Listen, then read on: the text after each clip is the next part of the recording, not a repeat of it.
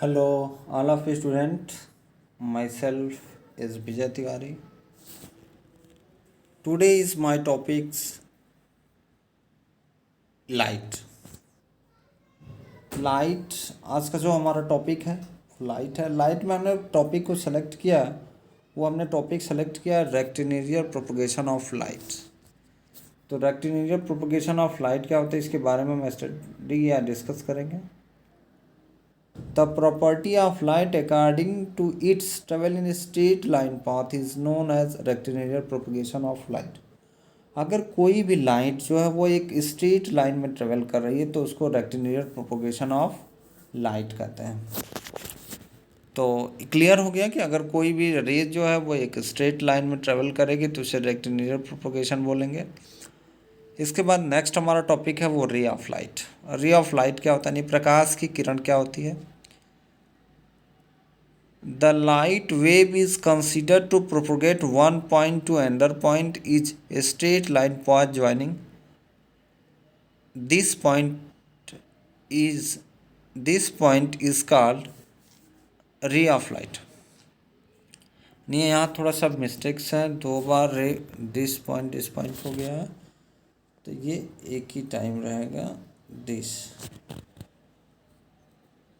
इस तरीके से हमारा हो गया।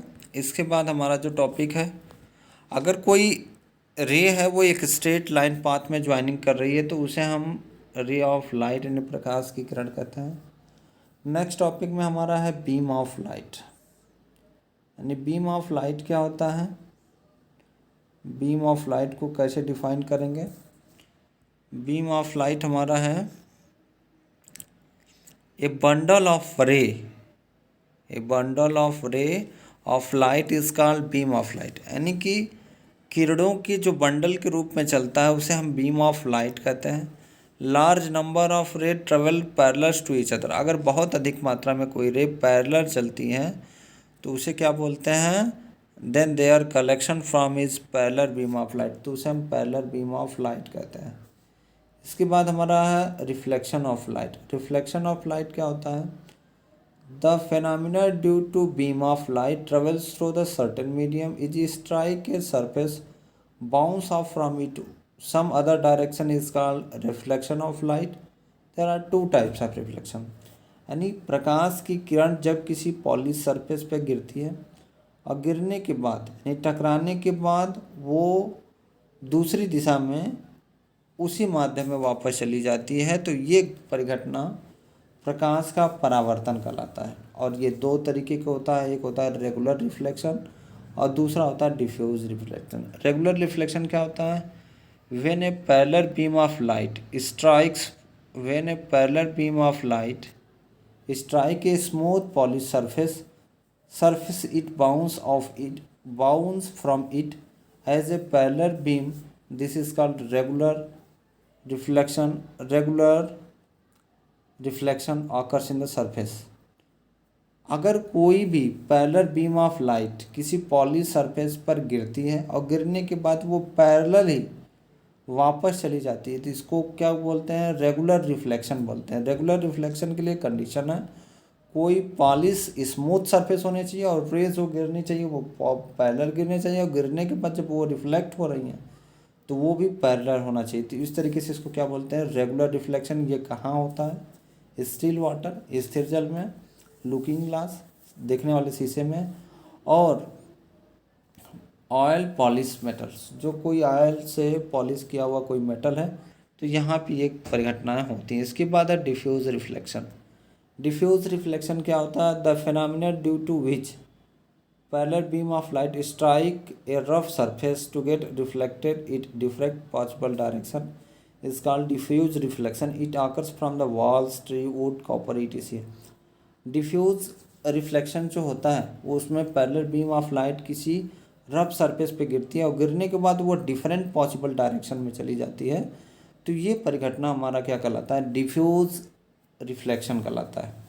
इसके बाद रे ऑफ लाइट यानी प्रकाश की किरण क्या होता है, a ray of light which strikes from the source and strike the mirror is called incidence ray. जब भी कोई रे ऑफ लाइट किसी पॉलिश सरफेस पे गिरती है या इंसिडेंस होती है तो उसे हम रे ऑफ लाइट कहते हैं। पॉइंट ऑफ इंसिडेंस क्या होता है? The point eight which incidence रे strike the mirror is called point of incidence. मतलब वो पॉइंट जिस पर कोई रे स्ट्राइक करती है तो उसे पॉइंट ऑफ इंसिडेंस कहते हैं। पॉइंट ऑफ इंसिडेंस को डिफाइन करने के लिए जैसे हम एक बात बताते हैं, ये कोई जैसे पॉलिश सरफेस है। क्या है? पॉलिश सरफेस है, और पॉलिश सरफेस पे ये रे स्ट्राइक करने के बाद ये डिफरेंट डायरेक्शन में जा रही है, तो दिस पॉइंट पे जो स्ट्राइक कर रही है इसे हम क्या कहते हैं? Point of incidence. इसके बाद हमारा reflected rays. Reflected rays, the ray of light which reflect back the mirror is known as reflected rays. Means यहाँ पे हम आपको बता रहे हैं कि जैसे ये कोई पॉलिश सरफेस है, इस पॉलिश सरफेस पर ये जो ये रे स्ट्राइक करती है इसको इंसिडेंस रे कहते हैं। आफ्टर रिफ्लेक्शन है, रिफ्लेक्शन के बाद जो डिफरेंट डायरेक्शन में जाती है तो इसको हम क्या कहते हैं? रिफ्लेक्टिंग रेज कहते हैं। क्या कहते हैं? रिफ्लेक्टिंग रेज कहते हैं। इसके बाद हमारा है एंगल ऑफ इंसिडेंस।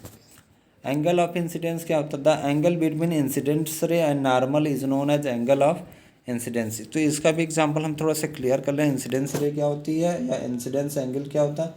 जैसे ये कोई पॉलिश सरफेस है, इस पॉलिश सरफेस पे ये कोई इंसिडेंस रे गिर रही है, गिरने के बाद ये रिफ्लेक्ट होगी, और यहाँ पे एक कोई इमेजिनरी लाइन होती है, एक इमेजिनरी लाइन होती है, तो इसे हम क्या कहते हैं? नॉर्मल कहते हैं। तो ये इंसिडेंस रे और ये नॉर्मल के बीच जो एंगल बनता है तो उसे हम क्या कहते हैं? इंसिडेंस एंगल बोलते हैं, और इसे हम आई से डिनोट करते हैं। किसे डिनोट करते हैं? आई से डिनोट करते हैं। तो ये हमारा क्या होगा? Angle of incidence. इसके बाद है एंगल ऑफ रिफ्लेक्शन। यानी एंगल ऑफ रिफ्लेक्शन क्या होता है?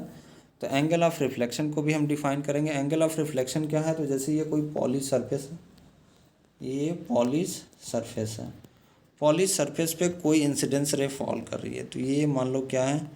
इंसिडेंस रे इस पर फॉल्स कर रही है। तो फॉल्स करने के बाद ये रिफ्लेक्ट भी होगी, तो यहाँ पे ये रे रिफ्लेक्ट हो रही है। तो एक इमेजिनरी लाइन होती है जिससे हम क्या, एक इमेजिनरी लाइन होती है जिसको हम क्या बोलते हैं?